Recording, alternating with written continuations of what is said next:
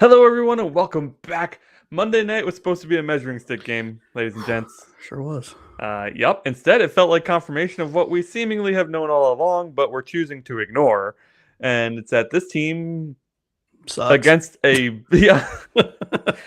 any level of somewhat competent competition gets pushed around, out executed, and now officially eliminated from the playoffs. Now, let's be honest, it was a long shot to make the playoffs in the first place.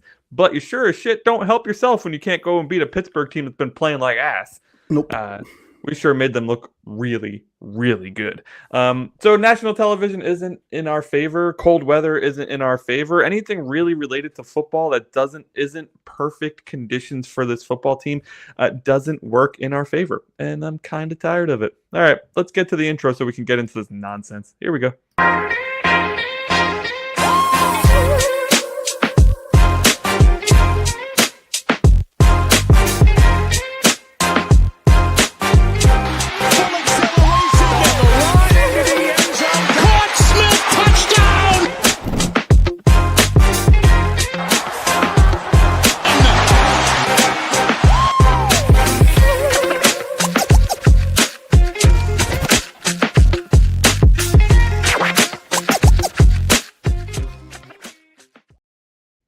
All right, welcome back to the 305 Gridiron, everybody. We, of course, are Dolphins fans for some unknown reason. And we're here to talk Miami Dolphins football. We just got shellacked by the Pittsburgh Steelers on Monday Night Football in a game that was supposed to let us know, hey, was the last 5 of 6 games won a mirage? Was it real? Is this team for real? Can they make the playoffs? The answer is no. We suck. And we suck because Tua sucks. It was the absolute worst quarterback I've ever seen play a game, and we would live through Cleo frickin' Lemon, okay? I just don't even know what else to say about this guy anymore, Josh. I am just beyond reasoning as to why you would keep putting him out in the field. Yeah. Hey, if you're looking for an answer, you're talking to the wrong dude, because I don't know either. This dude is beyond cooked. Everything was so bad. I mean, it's getting worse, and I don't mean to keep talking about this guy so negatively every show that we do, but he's making it really fucking easy, because what I've just never seen a regression like this in my life. I've never seen a regression like this. You know what I mean? And in this game, what really frustrated me was that you saw very minor glimpses of the quarterback that he was in 2023, right? In the fourth quarter, when he knew there was nothing else to lose, so he started playing a little more freely. In a few areas in the first and third quarter, or second quarter, before the third quarter meltdown. Yeah. But it was just bad. The things that are fundamental, like high school level fundamental quarterback stuff, he was doing wrong, like on the interception, which we'll talk about later. I mean, he went to throw the ball, and it looked like he put literally all the strength of the gods of Hawaii into that throw. Ancestors. And it didn't even come close to going where it needed to go. Well, let's talk about that interception real quick. Right. This is the exclamation point on his crappy career, right? Yeah. This season, at least, or the last 2 seasons. Fundamental quarterback shit that you learn in high school, that I learned in high school. Yeah. Is if you're playing too high, right? If you're a quarterback and you look and they're playing too high safeties and you have a deep out, which we did, thank you, Waddle, and we do not have somebody to pull the cornerback who's underneath down, you don't throw the fucking ball, because you have high safety help and nobody to hold the low block safety down. What are you doing? Like, this especially with his noodle arm. Shit. I mean, it's insane. It's insane. I mean, the only guys that get away with that throw are guys who have a freaking rocket arm, and then they get lucky half the time. It's not a throw you're supposed to make, but it's insane. That's the thing. Good quarterbacks don't make that throw because they know better, and they look at the other 5 options that they have. Oh, Tua looks at the first option that he has, Only and then the he forces the ball into that option. Yeah. You know, I mean, it's it's very like, tits easy. up, boys. I'm going for it. Fucking buckle up, guys. We're gonna see what happens. Yeah, I don't know. Hey, Man. I'm fucking listen, done. I mean, the first half was good. First half was good ball. Defense was playing really well. It was good for the defense, I should say. Let me clarify. Yeah. The play calling was atrocious. Horrible. We ran the ball only 25% of the time and threw the ball 75% of the time. Really good game plan there, bud. Yeah. Freaking freezing cold. You got a quarterback who can't throw it in 90 degrees, let alone 10. And Devon Achane is ripping apart the defense for 6 and 7 yards a clip. Let's go away from it. Don't worry about it. Don't worry. That's not the right game plan. We'll revert back to what we were doing before we had the winning streak. Let's go back to losing. That was more fun for everyone. Yeah. Yeah, I don't know, man. The more I watch Tua play, the more I'm still blaming Mike McDaniel for a lot. The more I watch Tua play, the more I'm like, if we had Andy Reid, he wouldn't be doing well. I mean, that's how bad Tua is. No, but there's so much about this game I want to put on McDaniel too, and it's not that. I'm saying season wise. Oh yeah. But in this game, don't confuse this for me. Not saying it's completely and utterly Tua's fault that this game went the way it went. Mm-hmm. The defense was so tired coming out of the second half. They played so much football in the first half. They were literally getting the shit beat out of them in the first half, pounding and running against them. They were giving it to a 300-pound tight end just to make them feel something. And they come out in the second half and they're flat as can be, which is something we've tended to get used to as Dolphins fans. And the offense just never could answer. And then as soon as Rodgers got settled in, and as soon as he figured out what plays he could and couldn't make, that was it. It was like the Ravens game. Remember we were in the Ravens game the entire first half, and then Lamar figured something out in like the first drive of the second half, and it was like game over. Well, I mean, the end of the second quarter and all of third quarter was where we decided we weren't going to play football. In the third quarter, we had negative. It was like negative 20. Negative 20 yards in the entire third quarter. Yeah. And we want to talk about situational awareness, Mike McDaniel and Dolphins coaching staff. We get the ball. we win the coin toss. And then we decide, okay, we're going to get the ball, which I liked, right? Let's take it to them, right? Yeah. We're going to see what we've seen the last 4 games. We're going to run it down their throat because Pittsburgh has given up over 200 yards in consecutive games. Sure does. On the ground. We have to run this ball like we have been, right? Yeah. Nope. No. 7 passes, 4 runs in the first 2 series. And I don't know, man. This felt like, well, it wasn't. It didn't feel like. This was a December game, obviously. Yeah. Between one team that knows itself and knows what it does well and knows what it doesn't, and one team that doesn't, which is us. And I really bought the copium a little bit with, I was buying in with getting excited about, okay, look, we're not going to I didn't think we were going to the playoffs, even if we won out. But we're seeing some positive shit. We're stringing some wins together. This team is playing well. We're relying less and less on Tua, which is smart. We're leaning into what we do best, which is running the ball, because that's where our best player is on offense. Our offensive line is starting to gel. All of this stuff is starting to come together. And what do? We go out and put it into his hands. And 28 passes to 16 runs, by the way. Yeah, I don't know, man. Like, we see the coaching difference now, right? Like, I know there's a lot of hate for Mike Tomlin out there, and I know Costa's not a big fan of Mike Tomlin in the chat.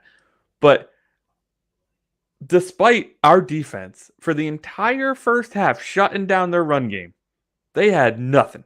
Jaylen Warren on the day finished with 12 carries for 33 yards. That's awful, right?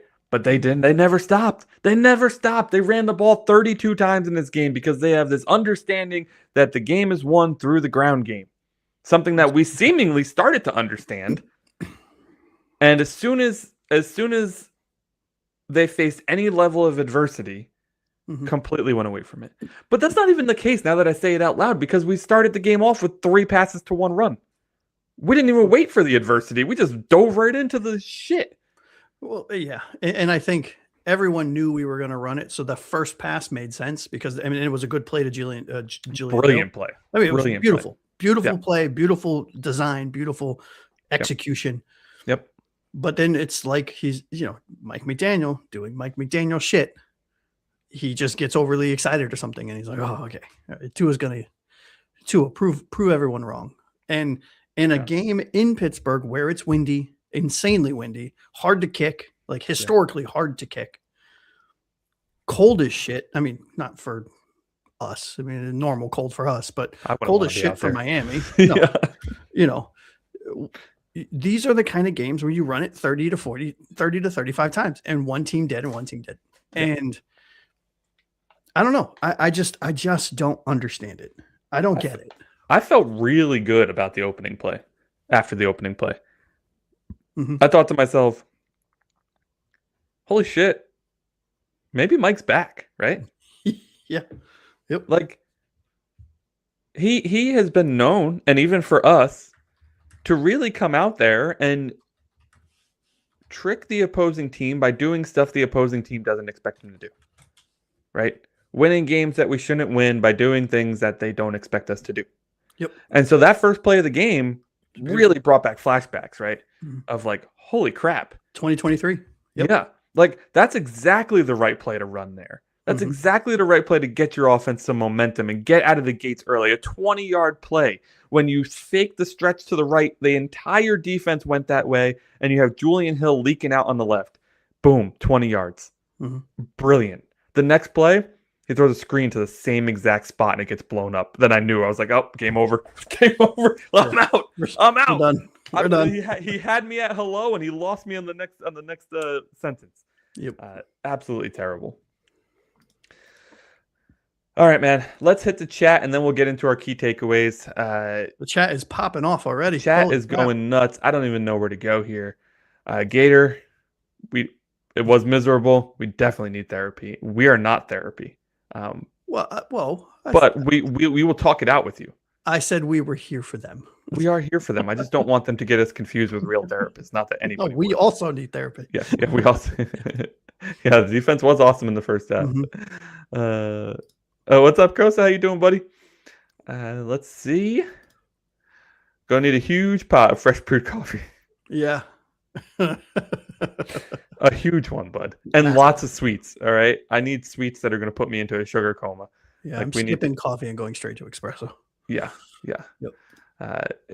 We were having technical difficulties. That's why we started late. You would think that he was the technical guy. Yeah, you would think so. Tua's cooked. I don't understand how he hasn't benched him yet.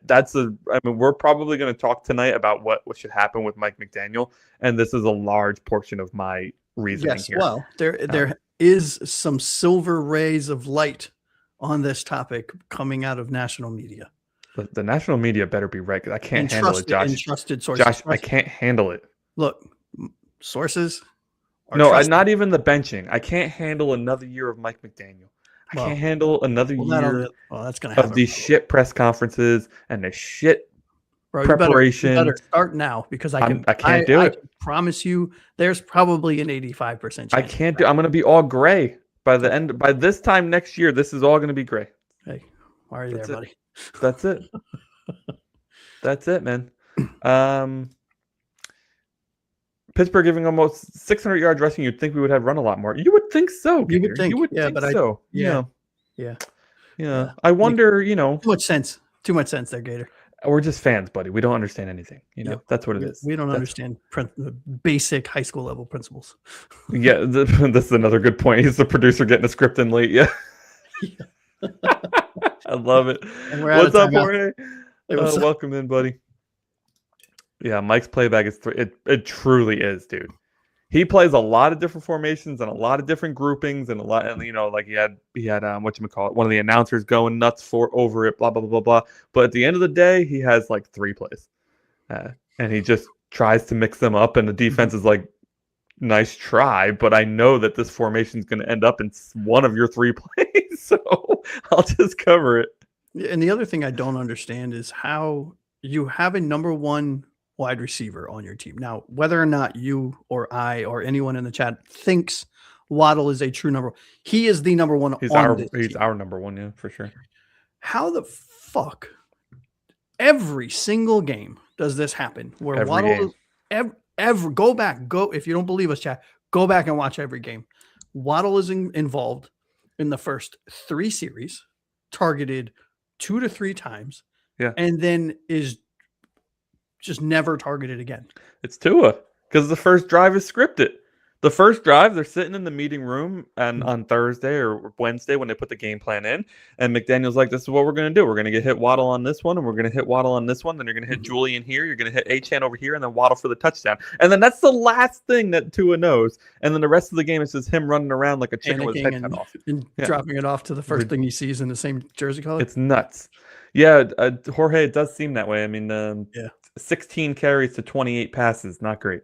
The irony in this, Jorge, is that all pregame broadcast was Mike McDaniel finally figured out. He went back to his running guru roots when he became the Dolphins head coach. He was this and he didn't run the ball. They were even talking about an interview with him about where he said he was pumped to get back to the run game. Mm-hmm. Apparently, he forgot about that interview. Brutal watch. Hate this team. Tua is our biggest problem. I'm out. This is a really good sentence right here. It's my favorite sentence of all time. I don't think he's that forward thinking, if I'm being honest. He could have benched Tua at any time, man. He's the head coach. Mm-hmm. He's the head coach. So the most he's done is put Quinn Ewers and Zach Wilson in towards the end of games to kneel a few balls. That's the most he's done. What the hell message is that sending? Yep. Are we going to talk about are we going to talk about all of this now, or are we going to wait till later, where we're talking about what to do with Tua? What do we think Mike McDaniel's going to do? Let me look at the key takeaways here. We'll talk about it in takeaway number 3. Okay. Let's get into the key takeaways. What do you think? Let's do it. I feel like that was enough of an instant reaction. I think we yelled into the mic enough. We're professionals. All right. That's exactly what you're here for, ladies and gents. The key takeaways from this game. We have 3 takeaways. They're pretty broad takeaways so that we can talk about a lot of shit, because there's a lot of shit to talk about. So takeaway number 1, Miami still can't win the game that everybody's watching. Mm-hmm. Monday Night Football in Pittsburgh, in the cold. It's December. Yeah.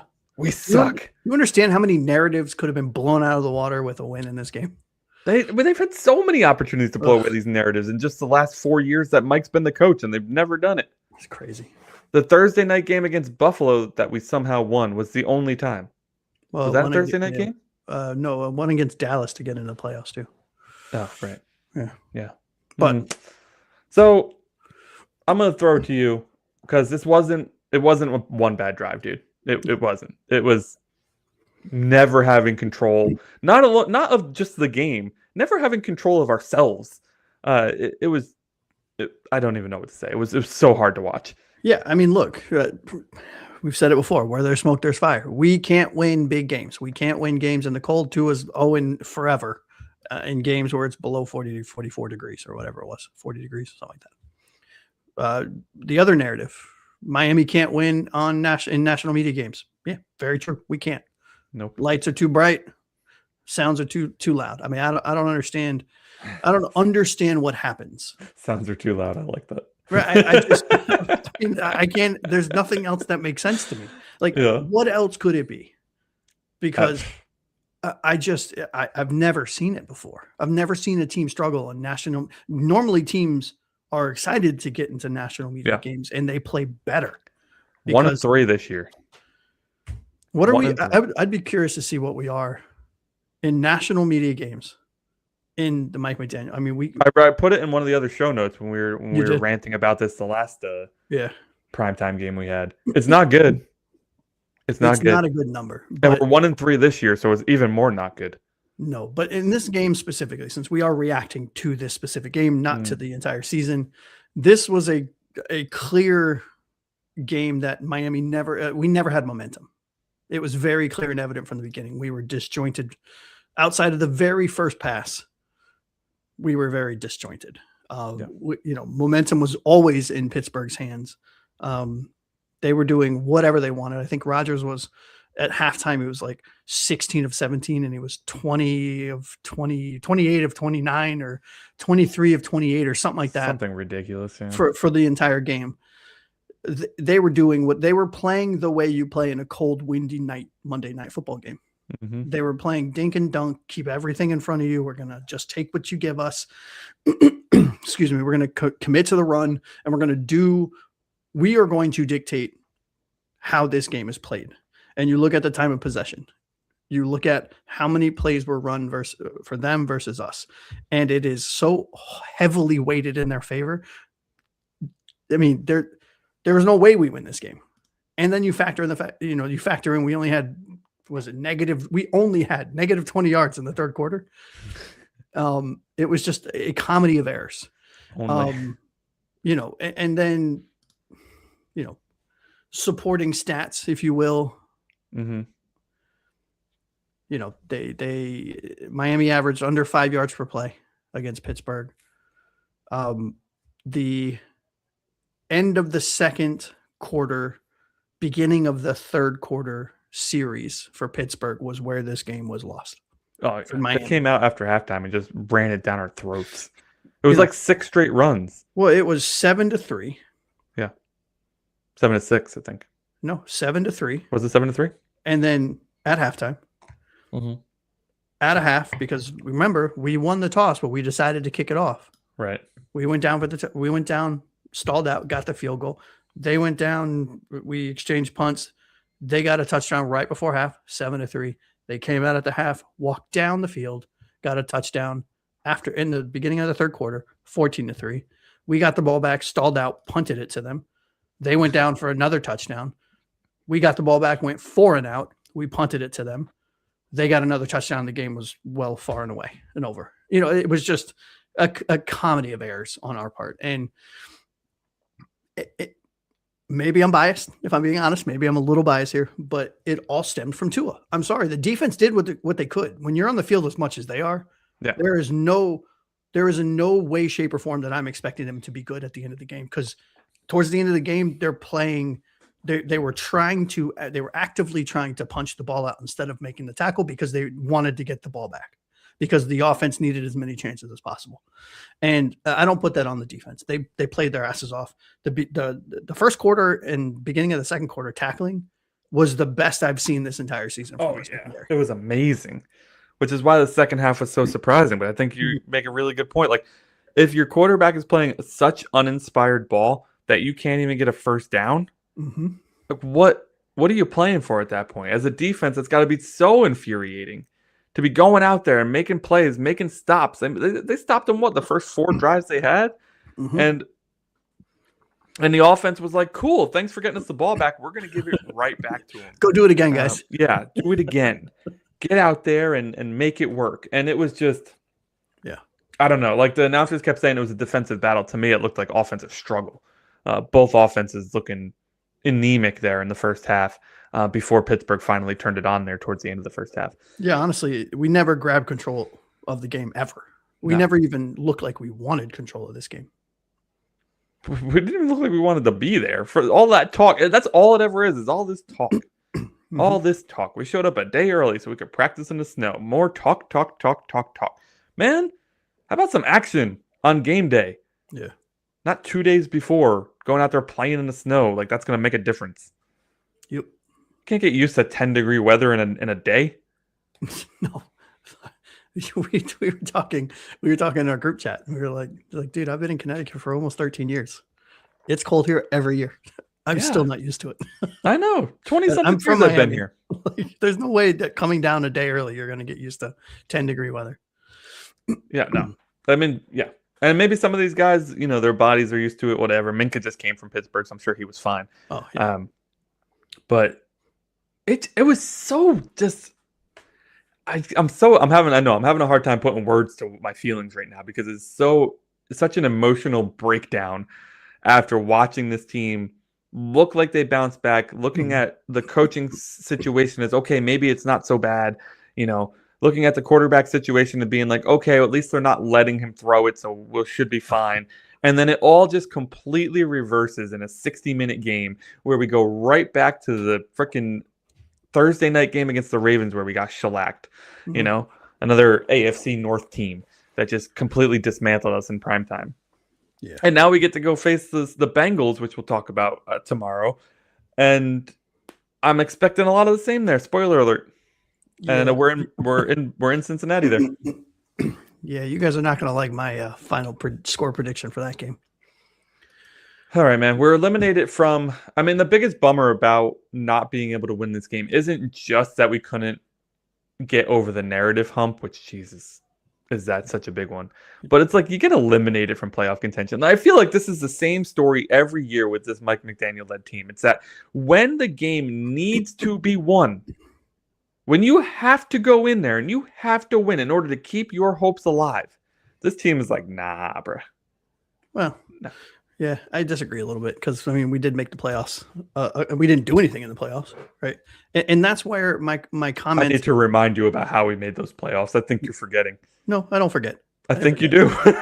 Here's where my comments stem, where I said I think this is more on Tua than it is on Mike McDaniel. A coach can only coach so much. You can only call a play. You're not on the field actually doing the thing, right? But even in our monster 2023 season, who did we lose to in primetime to lose the division? And then we have to play a wild card game. Mm-hmm. What's the Will Levis and Tennessee Titans? That's my point. When it's on the line, this team doesn't show up. Yeah. We made the playoffs that year because we played great football against a weak schedule. We had one of the weakest schedules in the league. Mm-hmm. And then... like New England this year. Just kidding. Like New England. We'll see what happens there, right? I mean, we'll see what happens there. But in the last 2 weeks of the year, the last 2 weeks of the year in 2023, we got smacked around by the Baltimore, and then we got smacked around by Buffalo, and then we whimpered into the playoffs, and we got smacked by Kansas City. Mm-hmm. We haven't beat good teams, man. The Buffalo win this year has been the lone exception. I'm still not sure that was our team. I think we brought in the billionaire owner just paid he just paid other people to come in. The Ravens to come in and wear a jersey. Paid him in. Pay the man. All right, let's go back to the chat before we hit to takeaway number 2. Takeaway number 1 is that we can't win in primetime. That's essentially it. When the national spotlight is on us, we crumble and we hide in the shadows. Yeah. But we're never bouncing out of the shadows. We're just there forever. We get stuck. I will say this though, like your comment about, being deflated, we're officially eliminated. Like, to me, it's a breath of fresh air. I never thought we were making the playoffs, right? And I feel like now, finally, because there is no mathematical chance we could win out. We could win by 70 points every week, and we're still not making the playoffs. Hopefully we try something, because it's like, okay, well, we're not doing anything. Let's bench Tua. Let's bench this guy. Let's do this. Let's throw on some rookies. Let's move some pieces around. Maybe we can see and start seriously evaluating foundational young pieces for this team going forward. That's a very good point. And I think where my disappointment comes from is that for once in my lifetime as a Dolphins fan, I would love to be able to have something positive to hang my hat on. I would love to be like, yup, we went to Pittsburgh in 10 degrees and beat the shit out of the Steelers in Pittsburgh on a Monday Night Football. But it just continues to be 35 plus years of nothing to hang my hat on and just being a miserable fan. Hey, but we beat the Bills. Well, there you go. There you go. They'll be in the playoffs in a few weeks, and we won't. All right, let's get to the chat. I'm curious to see what McDaniel can do with a quarterback that isn't limited like Tua. Thank you. Now, I understand this point, but he's a big reason why Tua's still here. So I shun that comment, because he was the one that went to bat for him getting that extended contract. He was the one that came in here talking all sweet, like, Tua's my guy. I love that guy. He's definitely a great quarterback. So he's part of the problem. Well, he was a good quarterback. You've even admitted he was a good quarterback in 2023. Well, I don't know who that was, though. I don't think it was Tua. When Shula was around, one of the best records in Monday Night Football, yep, it's the Shula curse. It could be. The Jets have a curse on them, that's for sure. Yikes. Yeah, 100%, man. 100%. Yep. The defense came out looking like a top 5 unit that they've been playing like, and they left being like, God damn, I hate our offense. They probably went home on a different bus. Screw these guys. Yeah, negative 20 yards in the third quarter. No. The second, I mean, I know that the former players say that the halftime adjustment is an overstated thing, but clearly the other teams are doing something that we're not. Yeah. Well, just keep playing us. We'll find a way to screw up. We're going to talk about this no lack of urgency in the final 6-7 minutes of the game. I mean, absolutely atrocious. We're definitely going to talk about that. Actually, now, takeaway number 2, situational football continues to fail this team. Josh, we talk about situational football every single week. Yes, we do. Not because we love this topic. Truthfully, I'd rather never talk about it again. But we have to talk about it because the team's so damn bad at it. So, coaching, execution, roster maturity, all things we thought were improving over the last 6 weeks completely reverted back to, I don't know, whatever the last bad week we had was. What do you even say to this, man? I don't. Yeah. I don't even know. I don't get it because to me, and maybe it's my ignorance or my what's the opposite of overthinking? Underthinking? I don't know. Whatever it is. You're underthinking it. I'm underthinking it, I guess. Because to me, it just seems like such a blatantly obvious concept. You have who's your best player on offense? It's your running back. Your running back room, the 3 players in your running back room are arguably your top 5, 3 of your top 5 best players on offense. You have had a sustained, documented level of success running the ball over the last 6 weeks. You would say 5 weeks, 6 weeks, 5 or 6, something like that. Where you're really committing to big offensive lineman sets, 6 offensive lineman sets, dual tight ends, dual running back, 22 whatever personnel, and so on and so forth. So to me, it's blatantly obvious. You are playing a team in horrible weather, cold, windy, frigid weather. So you would run the ball because why would you want to pass even on a good day with this quarterback, let alone in weather like this? Okay, so there's the one easy thing.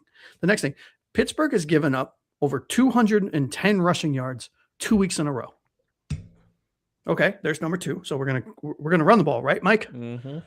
How do you stay efficient on third downs? Because that is where games, in my opinion, are won and lost on third downs in the NFL. If you can continuously convert third downs, you're going to continuously drive the ball, and you're most likely going to get 7 instead of 3. Yeah. So we're going to run the ball, right, Mike? No, we're going to pass the ball. We're going to put it into his hands, who can't, in perfect situations, can barely make a pass this year. So I just don't understand it. I don't understand the logic. And nobody in the media room and national media has the balls seemingly to ask him point blank, what are you doing?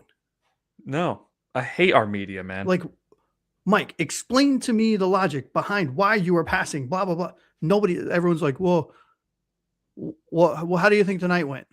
I don't know. How the fuck do you think tonight went? Like, I mean, I don't know what to tell you. Like, it just seems so basic and fundamental and a very easy decision. Take the ball out of Tua's hands, put the ball in your best player's hands, and run it down their throat because Pittsburgh can't stop the run. Yeah. We do the polar opposite of it, and it's infuriating. Our media just asks questions to try to get an answer that they can print. Yeah. But they don't ask any of the questions that need to be asked. Nope. And it's like, come on, man. Maybe if you gave this guy a harder time over the last 3 or 4 years, he may have made some adjustments, or at least took a look in the freaking mirror and not think he's God's gift to the world. Yeah. Listen, the coaching staff is Mike McDaniel especially. I don't know what's going on here. I don't know why this quarterback is still in the game. Very clearly cannot do anything. Very clearly, Zach Wilson, who I am not a supporter of. When we signed him, I hated the move. I would rather see him on the field now. I'd rather see our 7th round rookie out of Texas. I'd rather see Quinn Ewers, another guy that I absolutely hated in this draft. And in fact, we actually joked about, wouldn't it be such a Chris Greer thing to do to take Quinn Ewers? Could you imagine? There's no way he's actually going to take Quinn Ewers with the 7th round. Miami Dolphins select. Are you fucking kidding me, Chris? They do it. They take him. Nobody wanted that guy. He should have been undrafted. I would rather see either one of them right now. At least they can throw the damn ball. I don't even care if it gets picked off all the time, because Tua's throwing it right to the freaking defender at the line of scrimmage. At least with Zach and Quinn, they'll be throwing it to the defender 20, 30 yards downfield. I mean, at least 5 times this year, Tua has been the opposing team's best player. I mean, what did you see the look on the lineman's face when he threw it right to him and the lineman dropped it? He was so shocked that that ball was thrown. He was like, "What the hell? Yeah. Why would you throw that?" Yeah, and in all honesty, if all of his very like clearly like evident interceptions were actually caught, he'd break the record. like 27 interceptions this year. Yeah, he'd break the record. I mean, I don't know. it's insane. It's insane. But back to the coaching staff for a second, because I want to talk about this. And I think Jorge or Gator, one of you guys brought it up earlier. We are down by 19 points at the end of this game, Josh. It's not looking pretty, obviously. We've lost the plot. We're getting run over, right? The offense gets the ball back. They definitely came out with a sense of urgency, right? They definitely came out running a no huddle. They definitely came out there looking to see how many points can we score in the least amount of time possible, right? Right? Right? Please tell me I'm right. Please? Well, No, they didn't do any of that, Josh. They got in the huddle every single freaking play. They used up the entire play clock, every freaking play. There was like 8 minutes left in the game when they got the ball. They ran 5 of it off the clock. What? The team gave up. The team gave up, and the coach didn't give a shit. He sat there on the sideline. Yeah, I think we'll do this next play next. You know, we might get a touchdown off this one. You know, we're gonna throw a screen. Nobody will see it coming. Throw a screen, 3-yard pass, a 5-yard pass on the next one. We'll be good. It's absolutely insane how this team approached the end of this game. I know that you're down by 19 points. I know that the odds are not in your favor of winning this game. I completely get it. But the teams that continue to play hard are the ones that are on ESPN the next day about how the hell did they win that game? That was impossible, right? Like Atlanta against Tampa Bay. What was that, Thursday night? Yeah. Atlanta had no right winning that game. Nope. And they kept pushing. They kept trying. They kept playing with a sense of urgency, and they won that game. And our team didn't do any of that. I mean, we came out there and Tua padded his stats for 8 minutes. Yep. And what kills me is we have physical tape that this team. What can happen if this team doesn't give up? Because a couple of years ago, when we were playing, and I don't mean to live in the past here, when we were playing Baltimore, we were down. Was it 3 touchdowns going into the fourth quarter? 4 touchdowns, whatever it was, and we came back to win it. It's never over until it's over. You know what I mean? No, well, they thought it was because they clearly gave up with 8 minutes left in the game, or maybe more than that. I don't even know. I'm making up the 8-minute thing, but there was a lot of time on the clock, and I vividly remember Joe Buck saying, "Well, they've run 4 minutes off the clock here, so maybe they'll get a touchdown, and I don't know how they're going to get the ball back." Thanks, Joe. Yeah, yeah, great job, too. You did a great job padding your stats against a prevent defense for freaking 4 or 5 minutes in order to get the touchdown, and then. That's it. 28-15, game's over. It just. But I could not. Touchdowns in this game or no? Just he did, yeah. To both to Waller. Yeah. Hey, I couldn't stand it, man. How about you try that shit in the first quarter? And that's the point. They come out at the end of these games every single time they're getting shellacked, and they throw the ball around on a prevent defense, and then they're all celebrating when they score a touchdown. Put the damn ball down and walk back to the sideline. You should not be celebrating when you're getting smacked around the way you are. Yeah. It infuriates me when I watch a team like this that essentially plays with a sense of entitlement, not caring whether they win or lose. I really do wonder, not to continuously bash on Tua, and I'm going to stop at a certain point because I don't want this to be super repetitive no matter how easy it is. I wonder how, if any of his teammates, because look, they're humans, right? They're human beings. They read media. They have eyes. They're professionals. They have pride. they have ego. They want to win. How many of them just watch the fact that they don't have a quarterback and are just like, dude, fuck off. Fuck all of this. I would bet a ton. Yeah. I would bet a ton. Nick Westbrook-Akine has probably run 1,000 miles worth of routes this year. He has 3 catches? 5 targets. I mean, I know you're getting paid millions of dollars, but no matter how much you're getting paid in any job, if you're bored, you're bored. There's nothing you can do. It's just human nature. And to go out there and keep running routes over and over and over again when you know your quarterback has zero intention, A, of throwing it to you, or B, reaching you if he does. But even on the defensive side of the ball, it's like, okay, at a certain point. Well, it's probably even worse over there. Right. Because they don't have the camaraderie with the quarterback like the offense does. Mm-mm. So there's probably even more, what's the word I'm looking for? Frustration, disdain. Yeah. Pure anger. Anger, yeah. Like, I mean, there's no way they're not sitting there. I mean, you saw Jalen Ramsey just absolutely take advantage of Tua in this game. He's like, I've been playing with this guy for the past 3 years. I'm absolutely going to destroy him. Yeah. And I hate Jalen Ramsey. Me too. But you could just see every time he made a play, he knew exactly what Tua was going to do. Yep. On the time he sacked Tua, he knew all he had to do was tap him and he would fall. And that's exactly what he did. Yeah. And then what kills me is all Tua had to do was throw the fucking ball. I don't understand. And here I go doing the exact opposite of what I just said. I don't understand how a fucking player can not learn how to throw the ball away. It's unreal. It's the easiest thing to do in pro football. Hey, there is nothing going on here that's going to be positive. I'm going to live to play another down and throw the ball away. Instead, I'm going to just take the sack. Which of those two options seems like the better choice for you as the quarterback? Throw the ball away and not lose downs and not risk getting injured, or hold on to the ball and decide I'm not going to throw the ball away and get sacked and potentially yet another concussion and lose 5 to 10 yards.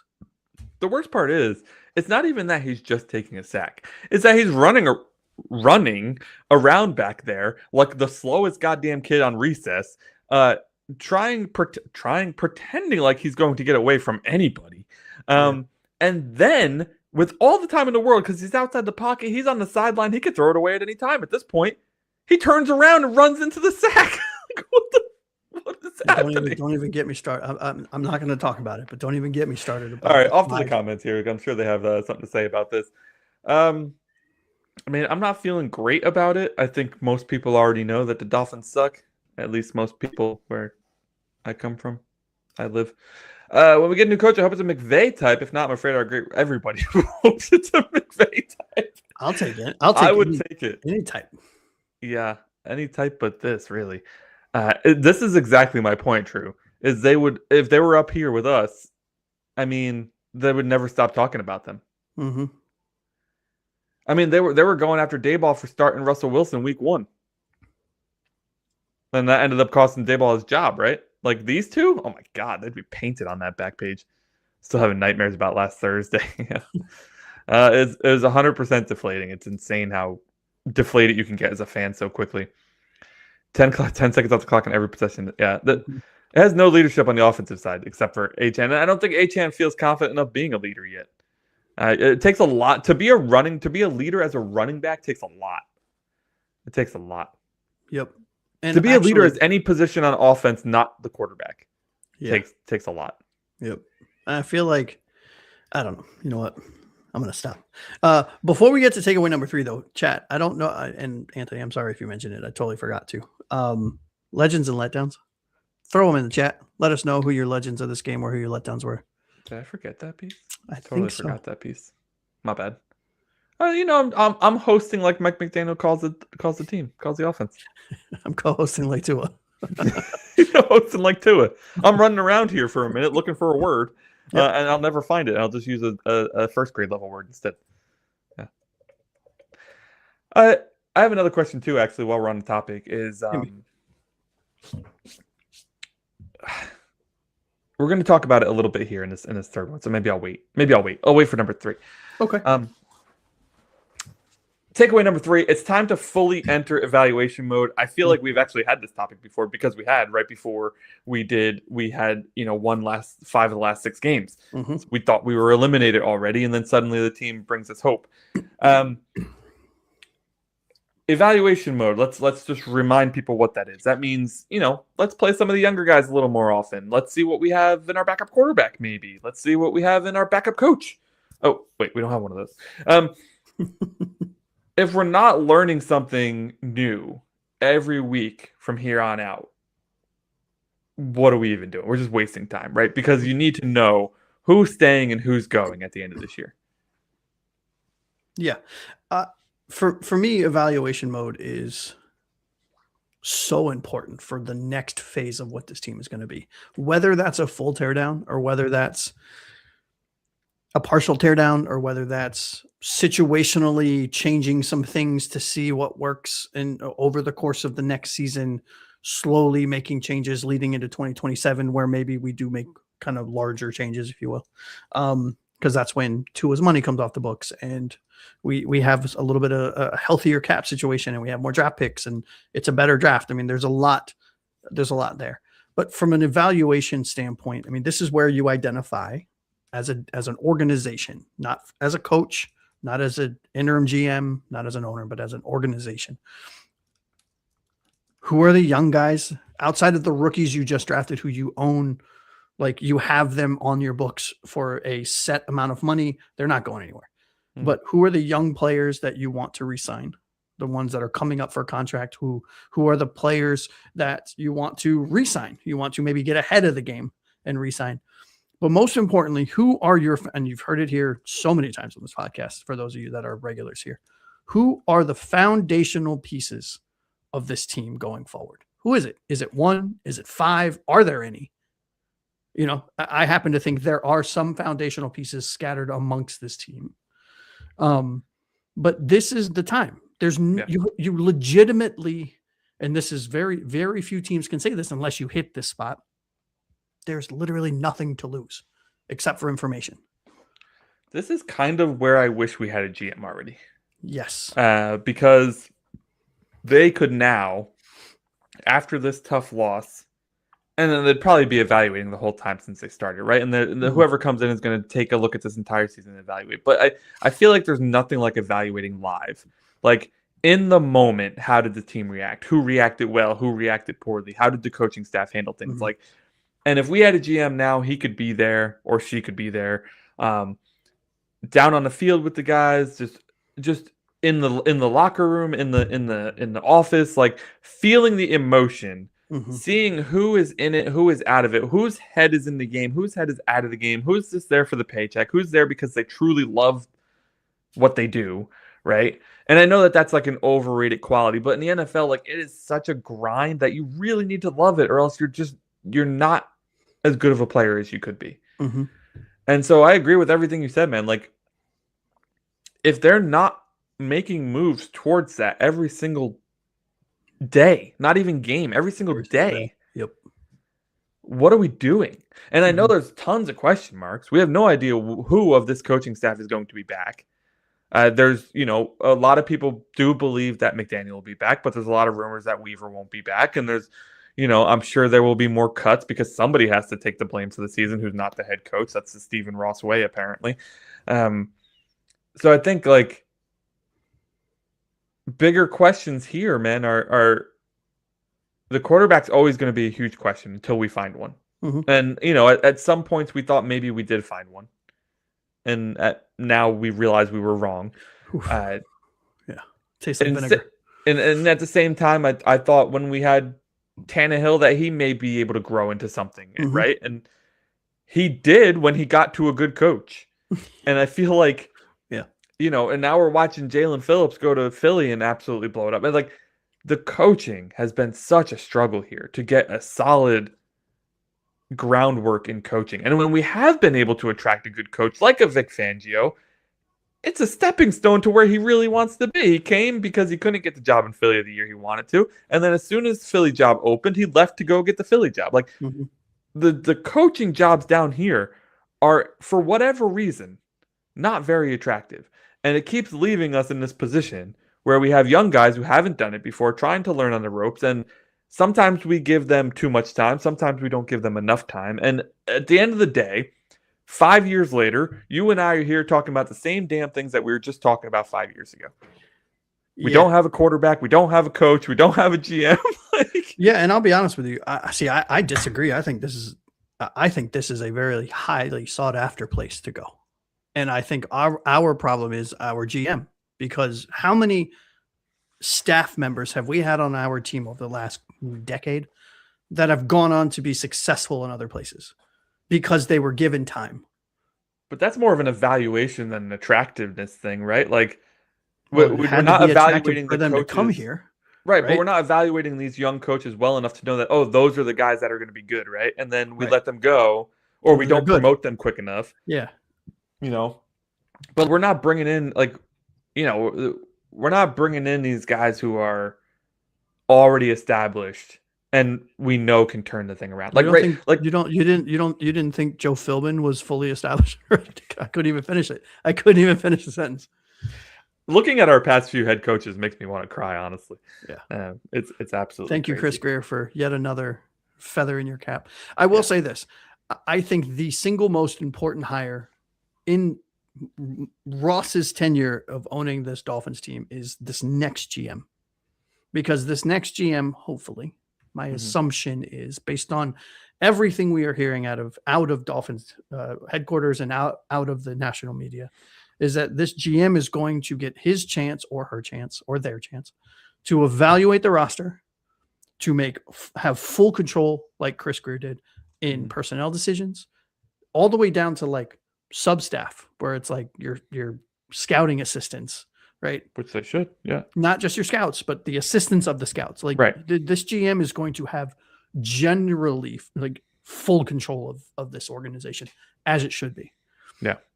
This hire is going to dictate, in my opinion, based on what we know about Ross, where he holds on to people a little too long in some cases. It's going to impact this team for, call it a decade. I mean, is that ridiculous for me to say? At least a decade? I mean, he's going to give them at least 4 years. Yeah. And with how he's moved slower on the GMs than he has on the coaches, I feel like. So, I mean, call it 6, you know? Yeah. It's like, cool. So at least the next 6 years, this person. It's either going to be great or it's going to be awful. There's not going to be any in between. And I will tell you this. I don't know if they've just battened down the hatches, but I'm starting to get worried the longer we go that we don't have, or that we haven't hired somebody in that position. Because to your point earlier, when we started this takeaway number 3, the GM should be here. Now is the time for the GM to be here. Now, I'm not saying that a GM can't come in end of season and, I mean, look, people are smart. They have eyeballs, right? Yeah. They have ears. The things are well documented. So, I mean, it's not some trade secret that Miami sucks at a lot of key positions here. But it would be nice to have a trenched GM, new GM, newly minted, that fresh GM smell. Yeah. To be here to assist with this evaluation, to assist and to drive the evaluation on to help put his or her or their imprints, their fingerprints, their thumbprints, their DNA into how this team is moving forward in the offseason. Because to your point earlier, decisions are going to start being made now. And it all comes down to the quarterback at the end of the day, right? Like, of course it does. I mean, I keep thinking about the situation because me and you are both big fans of the assistant over in Philadelphia, the assistant Howie Roseman. Yep. And the last assistant to Howie Roseman went to the Jets. It was Joe Douglas, right? And I keep thinking of that situation because Joe Douglas absolutely stacked that team, right? Sure did. And he still got fired because he never found a quarterback. But like Garrett Wilson, Breece Hall, Sauce Gardner, all those guys were Joe Douglas. So it doesn't matter how good you are at evaluating talent. If you cannot find a quarterback, nothing else matters. And the scary part is I really do think it's not. I mean, I do think there is a large percentage of finding a quarterback, specifically a quarterback, that is luck, which is terrifying. Yeah. Because how many – I mean, these players get their entire family tree torn apart when during the combine, during interviews, during this and that, and they, teams hire investigators and all this other stuff. And they still, I mean, it's what, a 20% hit rate in the first round round. Because like you have to, it's almost like you have to see past what they did in school and be able to see do they have the skill set I like, which is something I thought Mike McDaniel did really well. Like that's why he was so into Tua, is that Tua has a lot of the skill sets that I like, right? Super accuracy, quick release, smart with the football. At least he was. So like in that sense, I will give Mike some credit. Like that's what we need. We need the coach sees guys with traits, drafts guys with traits, right? Dayball really liked Jaden Daniels last year. Joe Shane didn't take Jaden Daniels, but he really liked him. Sure So did. then Dayball comes back this year and it's like, okay, douche nugget, you didn't give me my guy last year. Give me Jackson Dart this year. I know Jackson I Dart can looks win terrific. I know I can win with it, Right. on was it Hard Knocks or whatever it was. Yeah. I know I can win with him. Right. Yeah. And that's what we needed. The guy comes in, he sees the traits, he's like, that's the guy that will Yeah. work in my unit, right? In my offense. I want a guy with some conviction. Right. If it doesn't work out, fine. Like shit happens. Yeah. Right. No, and also a guy that knows when to cut loose. Yeah. Right. Fuck the money. Like we'll deal with it. Get this guy off my team. I want some guy with conviction. And it takes some bravery too. I mean, Mhm. Patrick Mahomes, many thought was a reach where he was picked. And a lot of people were like, whoa, you have Alex Smith. Why would you take Patrick Mahomes, right? It takes some confidence. It takes, like I said, conviction. Not only from the player, but from the coaching staff, from the GM, that this is the guy that will work. Yep. And move forward. Even Aaron Rodgers. It takes some situational awareness. There you go. my buddy, he's like one of those guys who's super like aggressive with his commentary. He's like, how stupid could you be not to know? Blah blah blah. He loves the guys who come into the NFL as like highly touted, but he thinks they're shit, and then they end up turning their thing around. He talks about Aaron Rodgers all the time. He's like, that guy was not the guy at Cal. No.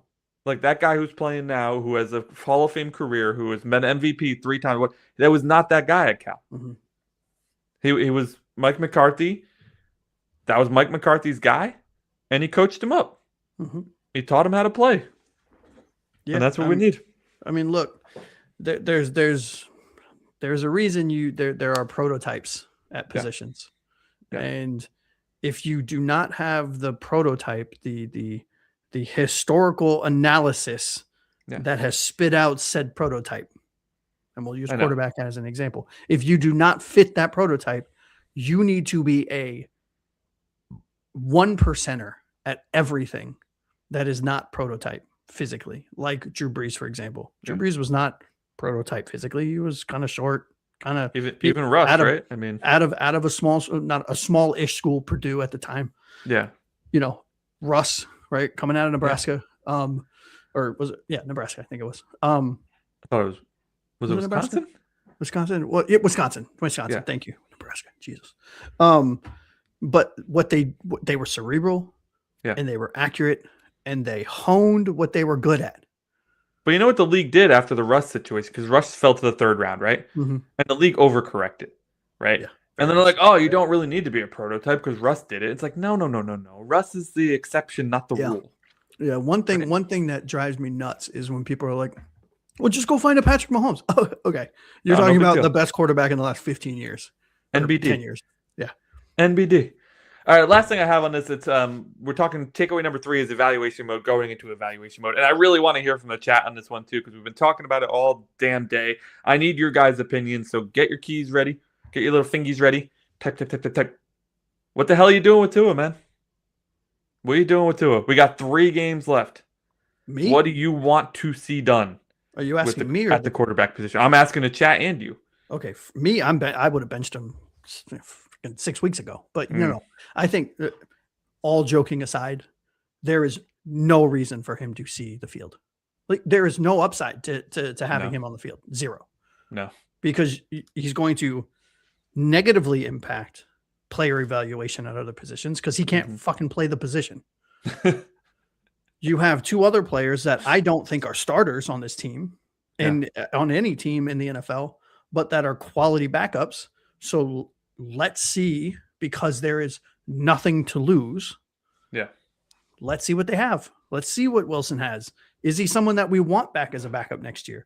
Is Quinn Ewers someone that we can actually put trust in as a QB2 in this league? Yeah. We don't fucking know because they've only had 10 snaps between the 2 of them. I would have benched him after he tried to throw the game against Washington. No, well, he can't throw. So. Exactly.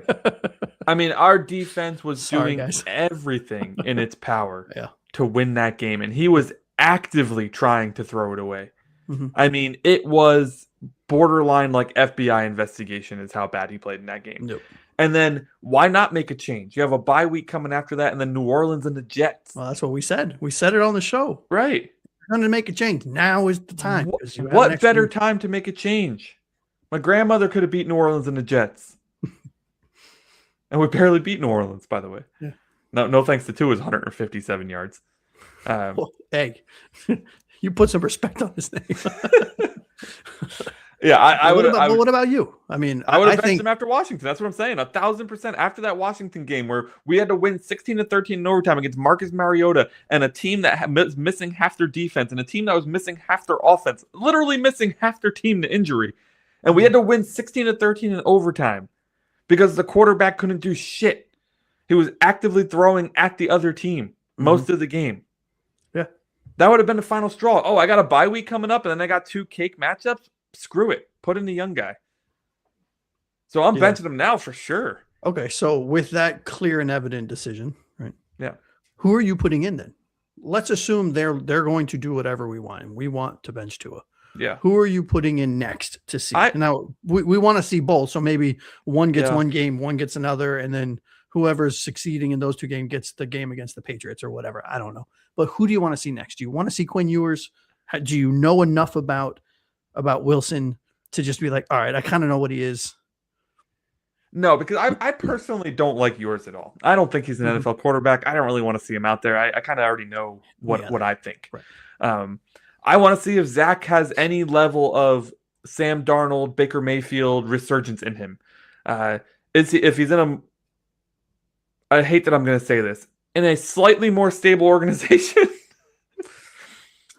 with a better coaching team, like a better coaching and a better offense, can he make anything happen? Now, this is a very difficult offense, so I know that at this point, hopefully he's up to speed on how to run the offense. I mean, we're going into week 16 here. I'd be shocked if he didn't. But I kind of want to see, hey, you got 3 games, buddy. You're on a 1-year deal. I mean, Quinn is on a whatever. It wouldn't cost much to re-sign him if they want to. Well, I mean, we have Quinn for 4 years. So is your 7th round picks get 4 years? So I think so. Yeah. Yeah. So whatever. You can evaluate Quinn in the preseason. He's still going to be here. Zach's not going to be here. See if see what you got. If you have anything, great. If not, at least you got some of your $6 million worth out of the quarterback that you paid to be the backup. Well, at the very least, you do exactly what we were just talking about. You're in evaluation mode. Yeah. You have evaluated the player and he did not pass. Cool. At least we know now. Right. Because I guarantee you, if Tua's in there, we know exactly what's there. Right. I truly believe we don't win a game the rest of the season. So I don't care which quarterback is out there. Just be whatever quarterback you want to evaluate the most. Right. So if you are on the Quinn Ewers side, great. If you're on the Zach Wilson side, great. I don't really care as long as it's not Tua. I want to see, is there anything worth salvaging in this room? Or is it just a clean sweep next year and we go and find 3 other guys? And I know what I'm about to say is going to sound hysterically like a joke, but I could not be more honest. I would rather run out Achane and Ollie Gordon in the Wildcat all game than see. I mean, that's how much I don't want to see Tua. I bet you that our offense would be more successful. Probably. Because Mike would have to run the ball. Yeah. Yeah. Yep. And I know that sounds like a joke, but I genuinely mean that. That's how much I don't want to see Tua again. Yeah. Now there's a 80 to 90% chance that Tua is on this roster next year. Hopefully not as a starter, but from a cap situation. True Blazer, I saw your comment, which will pop up here in a second. I understand we would just eat the cap and say goodbye. We're not winning the Super Bowl next year. But at a certain point, you need enough money to sign other players for the other, 70, whatever you need to fill out a roster in the preseason, or your top 53, I guess, is what counts towards the cap.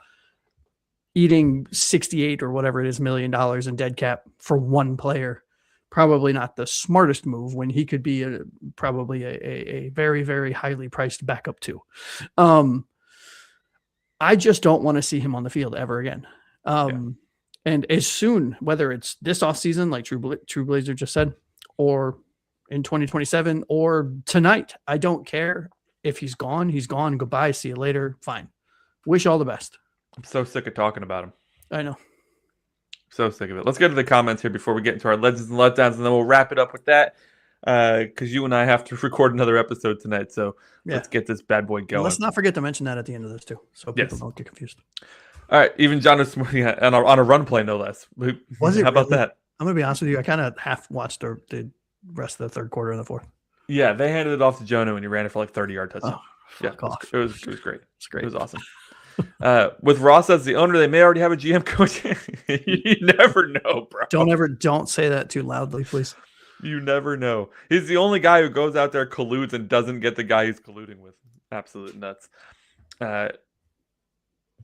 Legend was tight end Waller. Letdown was QB Tua, and McDaniel's play calling execution is terrible. I believe the new GM needs to clean house. I 1000% agree. Yes. Reset the entire roster. Yes, down to the studs. There's like 5 people I want to keep, and that's about it. Mm-hmm. Okay, good clarification here. Thank you, Gator. So somebody who believes in a run game for sure. Yeah. Yeah. It's not that hard of a concept, I feel like. And Well, yeah, apparently it is. Yeah. We're not having that conversation again. Gator, I literally just had this conversation today with one of my friends at work who's a Jets fan. And I was like, can you fucking believe? It's like the number one Dolphins conversation I have. Juggernaut Waller ouch. I mean, it was close. I told Frozen last night that my granddaughter has a stronger arm than Tua. Yep. You're not wrong. I don't know your granddaughter, but I bet she can outthrow him. Trailblazers sitting Tua. He's eating the cat money. Adios, amigo. You're out of here. They aren't winning the Super Bowl next year. Yeah, no joke. I'm playing yours. We all know what Wilson has at the end. Fair. I literally am never going to argue between the two. I don't care. That's how little I care. The wishbone. There we go. Bring it back. Let's go. I love it. Let's go. We need to talk about Quinn Ewers. Everybody has a better arm strength than Tua, man.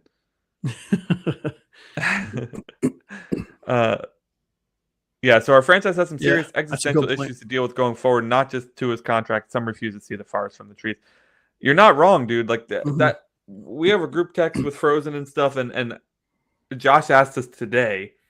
It seems like everybody's going to be cleaned out except for Mike McDaniel. Are we okay with that? My answer was immediately no. Like, I am so sick of half-ass rebuilds. Like, if you're going to get rid of everybody, get rid of everybody. I am so tired of being like, oh, we're going to keep the GM, but get rid of the coach. Or we're going to keep the coach and get rid of the GM. Like, can I please make an asterisk to that comment so people don't think I'm batshit crazy with asking those kind of questions? My question was more towards, if we hire a GM and the new GM of this team evaluates the roster and decides that Mike McDaniel is who he wants as his head coach, the new GM that we all get excited about because he's Howie Roseman's right-hand man, who I'm praying to God we select. Would you be okay with it? Even if it's a 1 year, let's see what he does with a better quarterback. That was kind of the premise of my question. Yeah, but mine was shorter and sweeter, and the people loved it better. So we're moving on. Happy Evelyn, welcome back to the show. Clearly, the Phins will stink as long as Ross is the owner. You know, I'm starting to believe you on this one here. I'm a Ross. Me and Ross, I have soured on Stephen Ross this year. I think the handling of all of this has been done very poorly. You can spend all the money you want, bud, but you're never going to win if you can't commit. Half measures the Miami Dolphins formula. There it is. That's the problem. That's the Stephen Ross problem right there. Should be our not our motto. Our slogan. Thank you. Yeah, there we go. All right, Josh, let's get through legends and letdowns, and then we'll wrap this bad boy up. I will let you go first. I see you have 2 of each, so I will cut one of mine because we've talked about quite a few of these people. Yes, quite a bit. So why don't you start us off with a positive note and give us a legend? Yeah. So my first legend immediately was Jordan Brooks. I thought he played his ass off this game. I think he's the heart and soul of this defense. And I don't think it's close. I think he's had one hell of a season. I know he's had some games where some bad angles, some poor tackling, but overall in this game specifically, but as a whole, he is one player. He is a foundational piece in my opinion. And I thought he had a hell of a game. He was nutsy cuckoo in this one, dude. He was so good. Even I gave him a compliment, and that's pretty rare. Yeah. I know. I'm gonna go with our boy Devon Achane. Despite being hamstrung by the fact that they wouldn't give him the damn ball, he still had 127 yards in this game, which is absolutely wild. Crazy. He had 12 carries for 66 catches for 67 yards, so 18 touches for 127 yards. I mean, I just can't help but you can't go a week without giving this guy a legend award. No, he's kind of just fixed in there in stone, right there. My second legend is defensive tackling in the first half. There we go. Yep. Make sure to be specific. I thought it was I was having a blast watching this defense tackle in the first half between Yeah. like Chop Robinson just absolutely annihilating one of their players. You had Rasul Douglas making tackles, one-on-one tackles for losses on a regular basis throughout the first quarter. You had who's the other cornerback? I can never remember. Jack Jones making absolutely bananas plays, just aggression incarnate, right? And it was just really fun to watch. You know, a couple sacks. Yeah, it was great. It was really great. That hit that Chop put on Jalen Warren. Oh boy, that legitimately would have killed me. Like, it was such a hard hit. It was one of those like hits you see in like comedy shows. You know what I mean? I know, it was nuts. Yeah. I don't know. Chop, I freaking love me some Chop, dude. I do too. The more he gets involved, I hope if we have another regime, the defensive coordinator builds it around Chop. All right, my other legend, I had Riley Patterson, 54-yard field goal. It's his career long. Absolutely fantastic job by Patterson. He had 3 extra points and a 54-yard field goal on the day. I know that like calling out a special teams guy isn't that much fun, but Patterson has legitimately been like a star all year for us. Put in a really weird situation where he has to come in for Jason Sanders, expected to only play about 4 weeks, ends up having to play the entire season, and I couldn't tell you how many field goals he missed. 2. Like, he's been absolutely rock solid, and we've talked quite a few times on the show about how he's like really limited. He can't click 50 plus. So to see him hit that 54-yarder, I was super pumped about that. Yep. I can't wait to get to. Can I please get to my letdown? Yeah, go for it, buddy. It's Riley Patterson. No! Special team kicking, because I thought, hey, that was amazing, right? Career long field goal, and the next fucking play, he kicks it short, and Pittsburgh gets it on the 40-yard line and drives it in for a touchdown. Yeah. It's unacceptable, dude. You're a kicker. You do one thing. It's what you practice. You know what the rules are. Why are you just bombed a 56, 54. Whatever it was, 54-yard field goal. How the hell are you kicking it 10 yards short from the new zone that you have to kick it in? It was criminal. Yeah, I forgot about that. I blocked it out. You know, it's like, don't want to. I need to make him my legend. I can't talk about that. That's fair. That's fair. My letdown was obviously Tua and the coaching here, so I'm just gonna clump them into one. You all have heard plenty from me about Tua and the coaching today, so I don't have to say anymore. They were absolutely the biggest letdowns in this game. Yep. And my second and last letdown in this game was the defensive tackling in the second half. There we go. Just bad all around. But bad all around, because towards the end of the game, they were definitely trying too hard. They weren't tackling, they were punching the ball. So the first person to make contact wasn't wrapping up. He was trying to get the ball out so we could get the ball back to hopefully put some points on the board. And that's just not the way to play.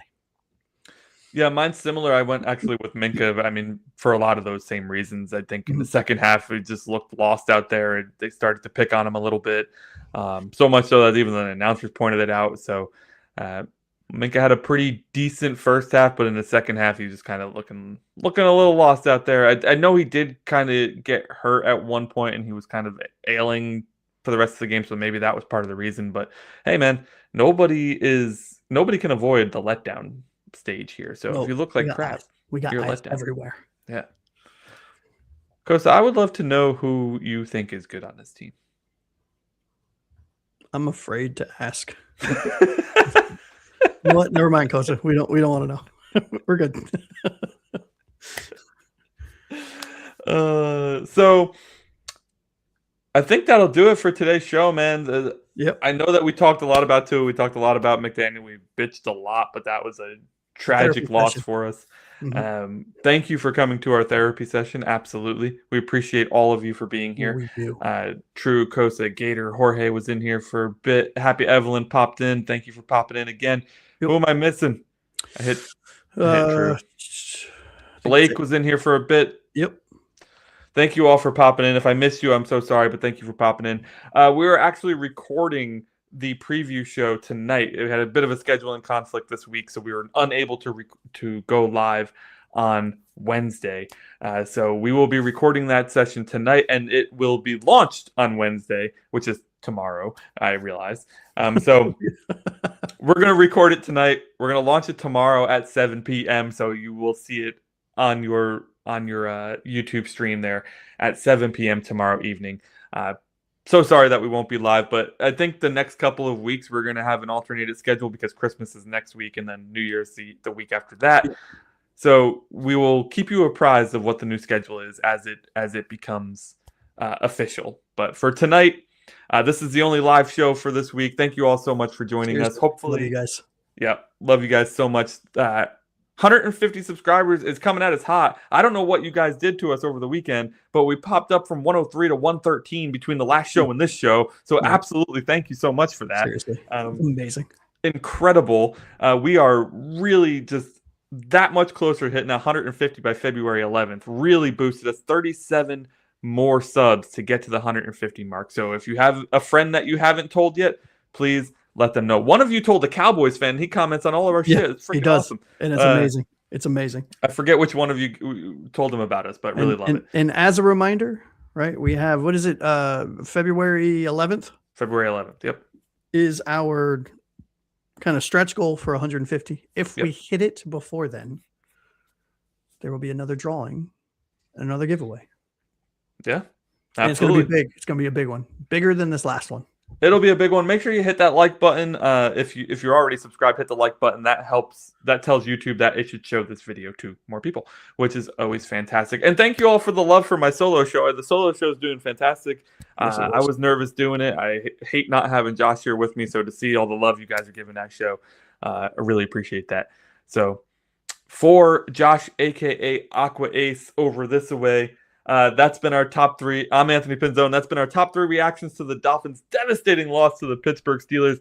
Unfortunately, we have to play football again next week against Cincinnati Bengals. So we're going to record that right now. You all have a fantastic night, and we will see you next week. Have a very Merry Christmas if you're unable to join the show next week. Happy Hanukkah to those of you who celebrate. It's in full swing right now. Yes, it is. So thank you all once again. Until next time.